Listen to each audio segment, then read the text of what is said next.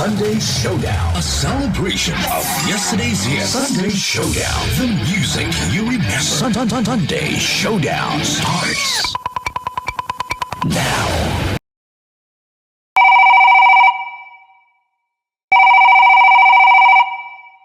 Hal, anong oras ka makakauwi? Mukhang di ako makakauwi ng maaga ngayon sa rami ng papel na kailangan asikasuhin. Pasensya na talaga, mahal. Makakabawi rin ako sa iyo.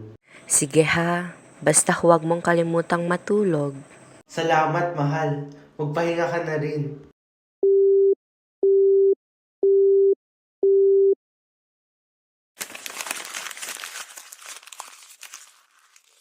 Sir Andres, ito pa oh. Tapos sa susunod na linggo pala, pinapatawa kayo ni Boss Aguinaldo sa opisina niya. Dadating na raw kasi yung mga bisita nating Amerikano at gusto niya sana tayong ipakilala. O siya, maghahating gabi na at kailangan na nating magpahinga. Bukas na iyang ibang kailangang tapusin. Okay ka lang? Hindi ka na naman natulog kagabi, no? Ano sasabihin ni Catalina sa akin kapag nalaman niya hindi ka nagpapahinga? Na hindi ko inaalagaan nobyo niya? Sorry sir, pero hindi lang naman si Catalina ang nag-aalala eh.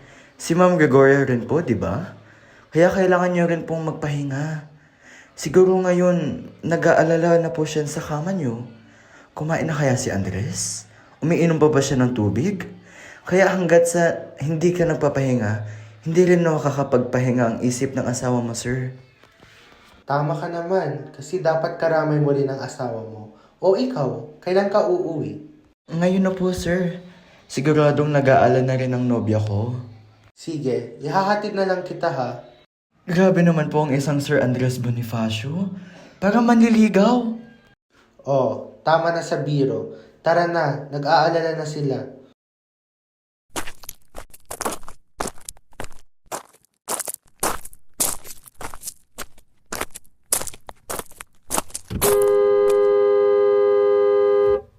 Dito na po ako, sir. Salamat po sa paghatid niyo. Walang anuman, mag-ingat ka pa uwi mo at aalis na rin ako. Saglit po. Bilang pasasalamat sa tulong niyo sa akin ngayong araw, gusto ko pong sanang ilibre kayo bukas na pananghalian. Ay, hindi mo kailangan gawin yan. Ginagawa ko lamang ang responsibilidad ko bilang boss mo. Sige na po, sir. Ilang buwan na rin po tayo magkakilala. Baka ito na rin ang pagkakataon natin para makilala pa ang isa't isang lalo. Hay, sige na nga. Papaalis na yung jeep oh. Mauna ka na. Salamat po mali, sir. Mag-ingat ho kayo, ha?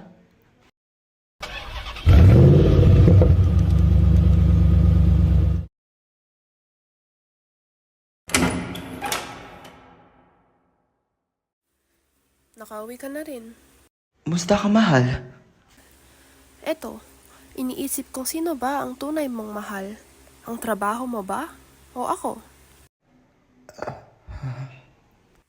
Tahimik mo ha. O, baka may iba ka na pala dyan sa labas. Hindi naman sa ganun, mahal. Kailangan kasi talaga ako ng katipunan ngayon. Umuusbong ang negosyo kaya maraming kailangang asikasuhin. Naiintindihan ko naman, Emilio. Mahal, ikaw na nga ang utak ng katipunan. Ang puso mo naman, para kanino? Ibigay mo naman sa akin. Sa atin. Hindi ba pwede? Mahal, nasa iyo lamang ang puso ko. Walang ibang babae dyan na pwedeng bumihag sa akin. Basta mahal, ikaw lang palagi. Sabi mo yan ha? Mamaya lalaki naman pala ang bumibihag sa iyo. Yung mga boss mo. Mas nakakasama mo pa sila kaysa sa akin. Ako pa talaga ang nobya rito? Ang galing mo naman magbiro, mahal. Hindi ako nagbibiro, Emilio. Sige, sabi mo eh. Matulog na kaya tayo?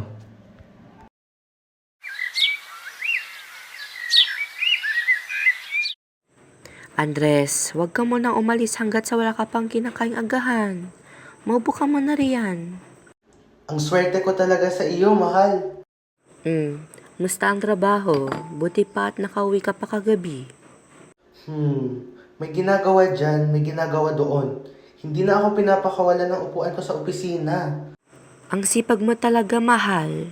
Siyempre, para sa bayan at para sa iyo. Hay nako, kaaga-aga binobola mo na naman ako. Mga lalaki talaga. Talaga ah. Gusto mo bang bisitahin kita mamaya sa opisina nyo? Kain tayo sa labas, ganon. Ay, huwag na mahal. Hindi mo ako mapapaalis sa upuan ko sa dami ng ginagawa namin. Baka magalit pa si Boss Aguinaldo. Iba talaga yung boss mo, no? Kaagaw ko siya ng attention mo. Ay, Hay nako. Basta ikaw lagi ang number 1 ko. O siya, alis na ako mahal ha. Mag-ingat ka palagi. sige, mauna ka na. Ingat ka pa rin palagi. Huwag ka magpapagutom. Salamat mahal.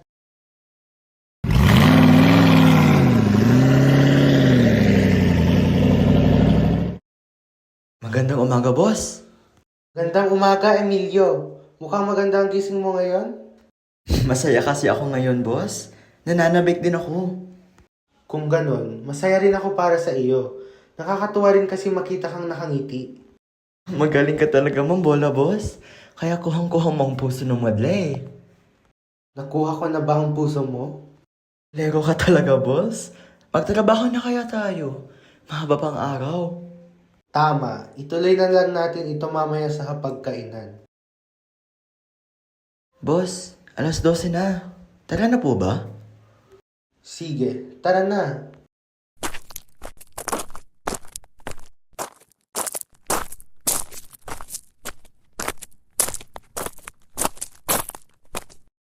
Boss, may gusto sana akong itanong sa'yo.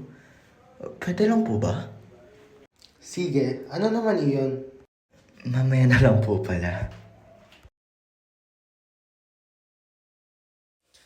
Oh, napakaliit nga ng mundo at nakita kita dito, Gregoria. Ginang de Jesus, magandang umaga. Mukhang itinadhana tayong magkita ngayong araw. Nais ko sanang kausapin ka ukol sa ating mga asawa. Ha? Anong ginawa ng aking minamahal? Ikaw ay kumalma at ako'y magsisimula pa lamang.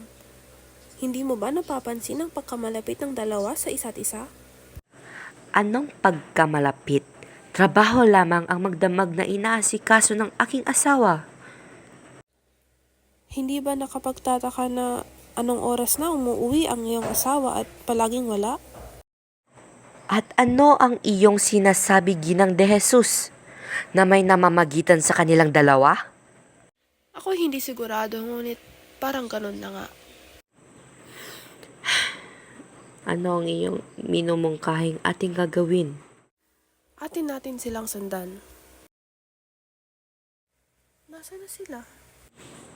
Tama ba itong ating ginagawa? Nais ko lamang malaman ang katotohanan.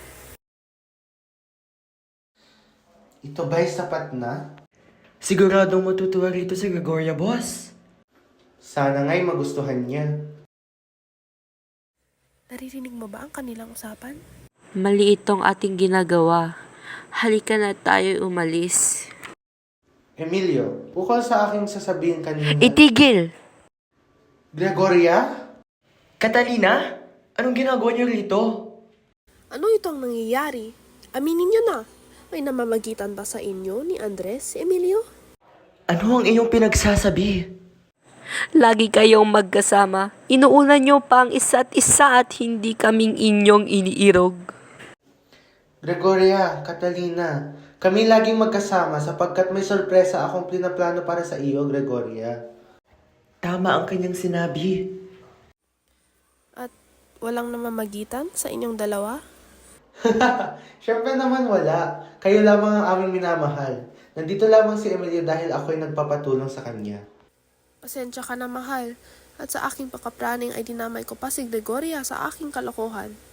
Sa iyo rin, Andres at Gregoria, ako'y humihingi ng paumanhin. Ayos lang iyon. Ang mahalaga ay naayos na natin ang hindi pagkakaintindihan.